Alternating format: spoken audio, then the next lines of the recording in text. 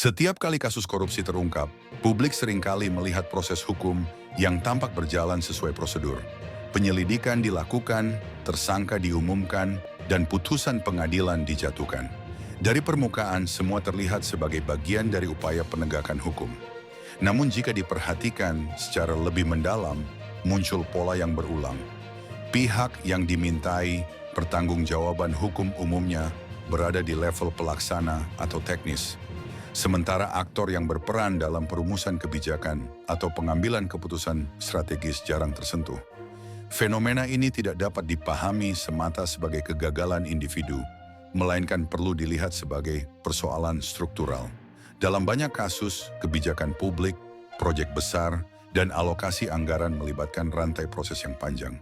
Keputusan strategis berada di level perencanaan, sementara implementasi dilakukan oleh aparatur di lapisan bawah. Ketika muncul persoalan hukum, proses penegakan cenderung mengikuti jalur administratif yang paling mudah ditelusuri.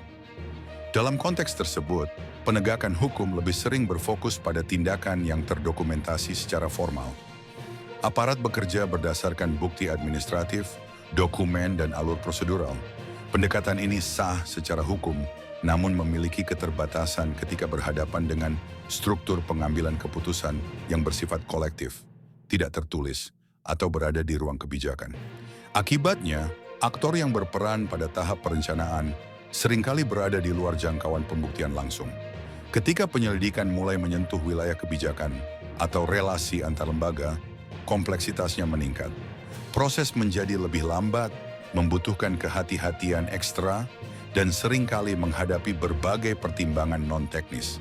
Hal ini menunjukkan bahwa penegakan hukum tidak berjalan di ruang hampa, melainkan berinteraksi dengan realitas politik, ekonomi, dan tata kelola pemerintahan yang lebih luas. Relasi antara institusi politik, birokrasi, dan sektor usaha membentuk ekosistem kebijakan yang saling terkait. Dalam ekosistem ini, stabilitas dan kesinambungan sering menjadi pertimbangan penting. Penanganan kasus hukum pun kerap diarahkan agar tidak menimbulkan dampak sistemik yang luas. Akibatnya, proses hukum cenderung bersifat korektif di permukaan, bukan transformatif terhadap struktur yang melahirkannya. Kondisi ini sering dipersepsikan publik sebagai paradoks. Di satu sisi, terdapat banyak penindakan yang bisa dilihat secara kasat mata.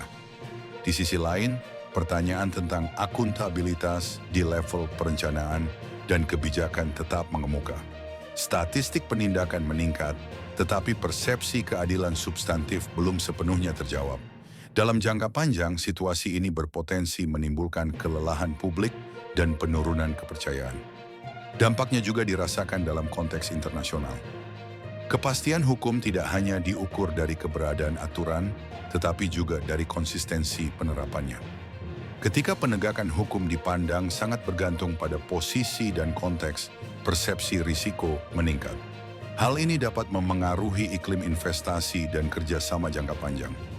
Aspek lain yang jarang dibahas adalah bagaimana banyak kasus sejak awal difokuskan pada kesalahan individu. Pendekatan ini memudahkan proses hukum, tetapi seringkali mengabaikan pertanyaan mendasar tentang desain kebijakan dan tata kelola.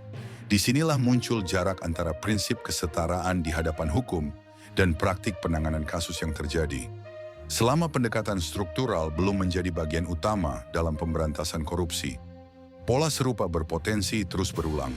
Penindakan akan tetap ada, namun perbaikan sistem berjalan lambat. Yang terdampak bukan hanya keadilan, tetapi juga kualitas pelayanan publik dan kepercayaan terhadap institusi negara.